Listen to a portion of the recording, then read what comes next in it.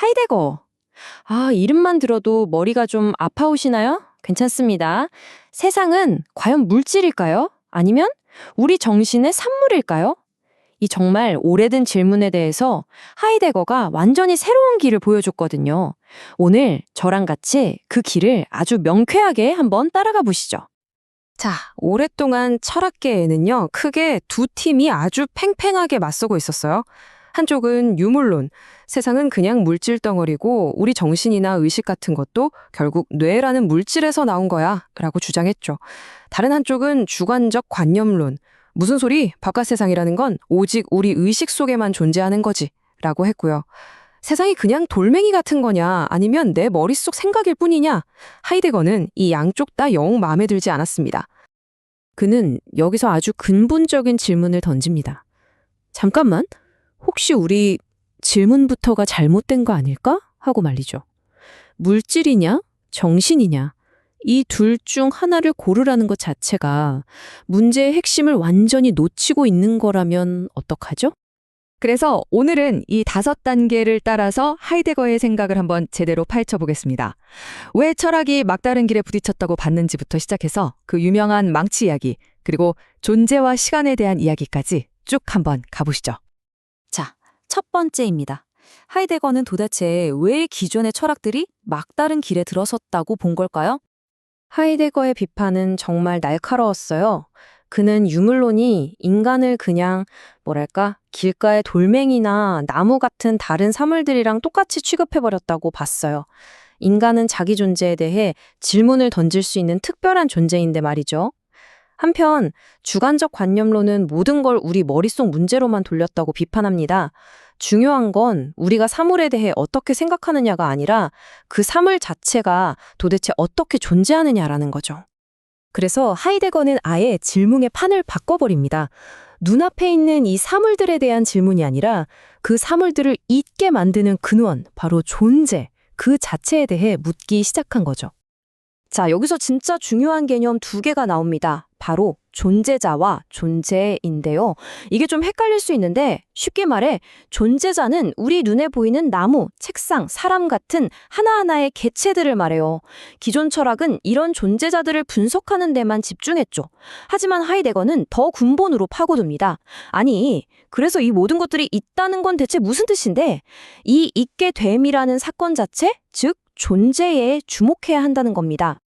그리고 바로 이 존재에 대해 질문을 던질 수 있는 유일하고도 특별한 존재자를 그는 현존재, 독일어로는 다자인, 다사인이라고 불렀습니다. 거기에 있다, 이런 뜻이에요. 네, 맞습니다. 바로 여러분, 그리고 우리 인간을 말하는 겁니다.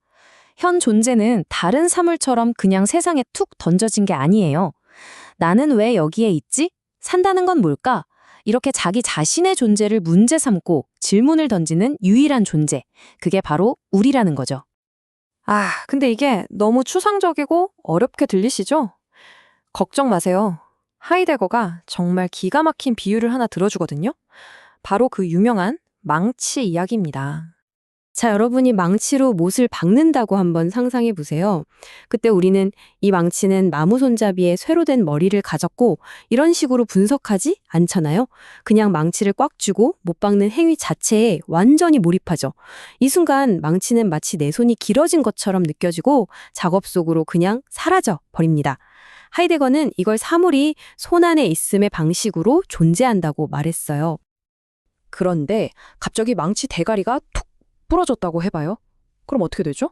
하던 일을 딱 멈추고 우리는 망치를 뚫어져라 쳐다보게 되죠. 이게 왜 부러졌지? 무게중심이 이상했나? 하면서요. 이때 망치는 더 이상 내 손의 일부, 즉 도구가 아니라 내 눈앞에 놓인 관찰과 분석의 대상이 됩니다. 이게 바로 눈앞에 있음 상태입니다. 바로 이겁니다. 하이데거가 하고 싶었던 말이 기존 철학은 세상을 전부 두 번째 상태, 눈앞에 있음의 방식으로만 파악하려고 했다는 거죠. 하지만 우리가 실제로 살아가는 세상은 대부분 첫 번째 방식, 즉 세상과 직접 부딪히고 관계 맺는 손 안에 있음으로 가득 차 있잖아요. 사물은 그냥 저 멀리 객관적으로 있는 게 아니라 우리와의 관계 속에서 비로소 자신의 진짜 의미와 존재 방식을 드러낸다는 겁니다. 자, 이제 조금 더 깊이 하이데거 철학의 심장부로 한번 들어가 보겠습니다.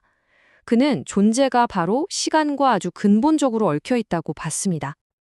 우리가 보통 시간 하면 과거에서 현재, 미래로 쭉 이어지는 일직선을 떠올리잖아요. 근데 하이데거 생각은 달랐어요. 그에게 시간은 과거, 현재, 미래가 따로따로 노는 게 아니라 지금 이 순간에 하나로 얽혀서 우리 존재를 구성하는 역동적인 구조 같은 거였죠.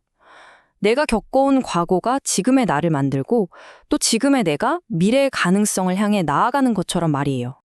그리고 마침내 여기서 그의 철학을 관통하는 가장 강력한 한 문장이 나옵니다. 존재는 시간이다.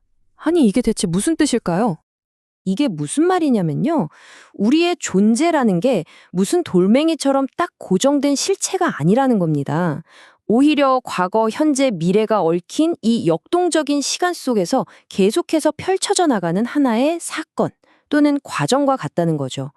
그러니까 존재는 명사가 아니라 존재한다는 동사에 가깝다는 겁니다. 자, 그럼 마지막으로 하이데거의 이런 생각들이 우리에게 어떤 새로운 관점을 열어줬는지 정리해 보겠습니다. 하이데거 덕분에 철학은 딱딱한 이론에서 벗어나서 다시 우리 삶의 생생한 경험으로 그 중심을 옮겨올 수 있었어요. 세상이 그냥 저기 있는 게 아니라 우리와의 상호작용 속에서 그 모습을 드러낸다는 걸 보여줬죠. 물론 너무 인간 중심적인 거 아니냐 하는 비판도 늘 따라다닙니다. 하지만 그가 세상을 보는 새로운 문을 활짝 열어젖혔다는 건 누구도 부정하기 힘들 겁니다. 그리고 여기 정말 곱씹어 볼 만한 마지막 통찰이 있습니다. 어떤 것이 우리에게 하나의 모습으로 드러날 때 그건 동시에 그것이 가질 수 있는 수많은 다른 가능성들을 감추는 행위라는 겁니다. 망치가 못 박는 도구로 우리에게 다가오는 순간 그것이 훌륭한 문진이거나 무기가 될 수 있는 가능성은 저 뒤로 숨어버리죠. 이처럼 모든 드러남은 동시에 무언가를 감추는 일이라는 것, 참 심오하죠. 자, 이 이야기를 마무리하면서 여러분께 마지막 질문을 하나 드리고 싶습니다. 지금 여러분이 보고 있는 이 화면, 여러분이 앉아있는 그 의자, 여러분을 둘러싼 모든 것들, 지금 이 순간 세상은 당신에게 어떤 모습으로 그 자신을 드러내고 있나요? 그리고 그 모습 뒤에는 또 어떤 무한한 가능성들이 숨겨져 있을까요?